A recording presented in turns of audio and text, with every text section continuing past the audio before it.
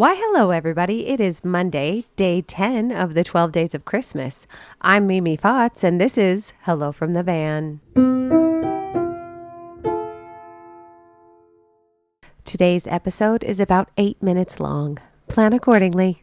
My goodness, can you believe that we are to day 10 already?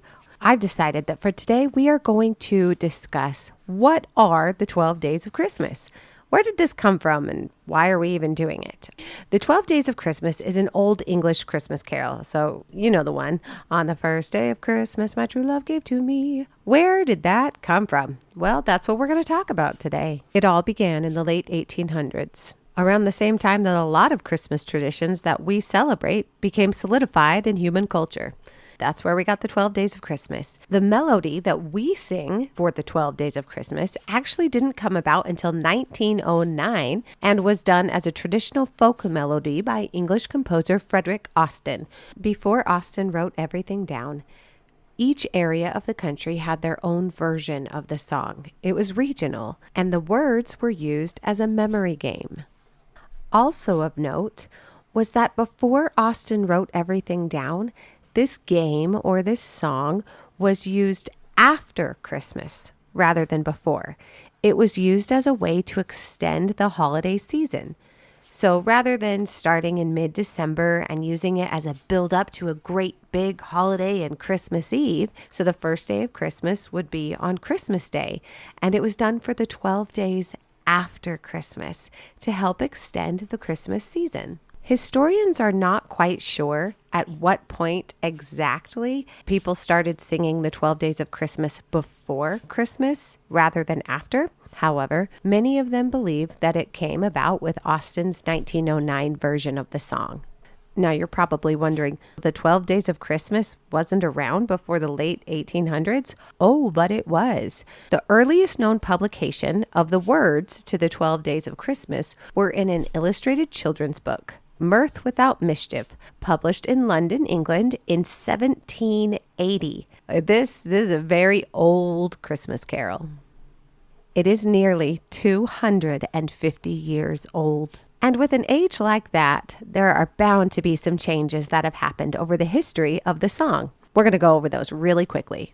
In early versions, at the beginning of each verse, the word on was skipped. For example, instead of saying on the 12th day of Christmas, they would just say the 12th day of Christmas. Also in earlier versions, it was my true love sent to me. But in the 20th century variant, so in the song that we sing, it's my true love gave to me. This is a particularly American thing. Other places in the world still say my true love sent to me. It's an American thing to say my true love gave to me.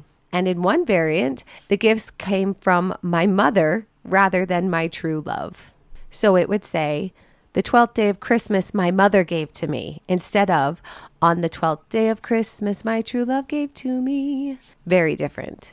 You're probably wondering about the pear tree. Well, it used to be a juniper tree or a June apple tree rather than a pear tree. And at some point it became partridge in a pear tree. Another very interesting change, in the 1780 version, so the oldest version that we know of, it was for collie birds, not calling birds, collie birds, C-O-L-L-Y. Collie was a regional English expression, so imagine saying the word collie with an English accent, and it meant coal black.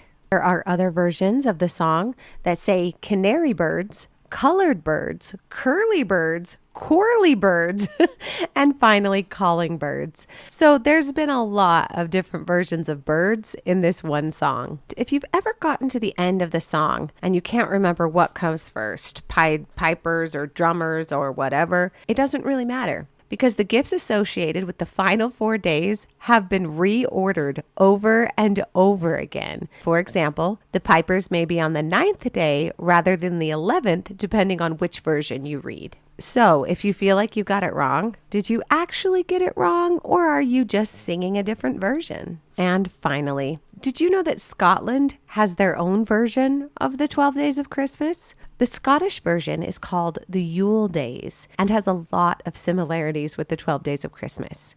It also has a couple differences. The differences are that it has 13 days rather than 12, and the number of gifts don't increase. They're listed rather than numbered. What are those gifts? There's still maids a milking, there's still dancing, there's still ducks and swans and birds and geese, but there's also an Arabian baboon and a bull that was brown and gold sphinx. So a lot of overlap, but a lot of very big differences. There are also similar versions in the Faroe Islands, Sweden, and France. Well, we have records of the 12 days of Christmas all the way back to the 1700s. The exact origins and the meaning of the song are unknown, but it is thought by historians that it came from a children's memory game. So it was just one more way to teach children how to count and how to remember things associated with the season. It was called a memory and forfeit game.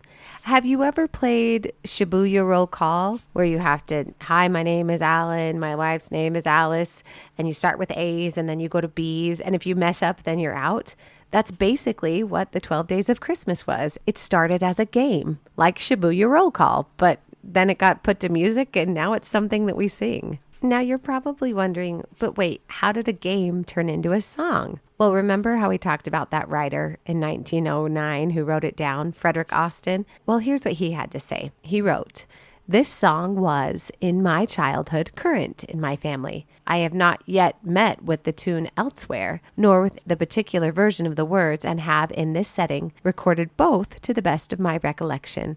So basically his family had their own version of this game, and they had made up their own little tune to it to help them remember, and he just memorialized it and wrote it down. His family's version of the game is what we sing today. The song has also been used all throughout pop culture over and over and over again in different ways. For example, VeggieTales did a version of the 12 Days of Christmas called The 8 Polish Foods of Christmas. Have you ever heard of Bluey? There's a Bluey board book of the 12 Days of Christmas. It was published in November of 2022 and is based on the character Veranda Santa from season 1. There are also the 12 Disasters of Christmas. The Muppets even did the 12 Days of Christmas with John Denver in 1979. The Chipmunks sang it on Alvin and the Chipmunks. They covered it. There's even a cheesy Hallmark movie called The 12 Dates of Christmas. Basically, it was a kids' game in the 1700s, and now it's part of our culture and something that we see every single Christmas. And that's the history of the 12 Days of Christmas. Hopefully you enjoyed it and you learned a little bit more today. Tomorrow, I will be answering all of your questions. If you have questions that have to do with Christmas, you go ahead and have your parents send those in to me. I will answer as many as I can tomorrow on the podcast. Until then, I'm Mimi Fotz, and this has been Hello from the Van.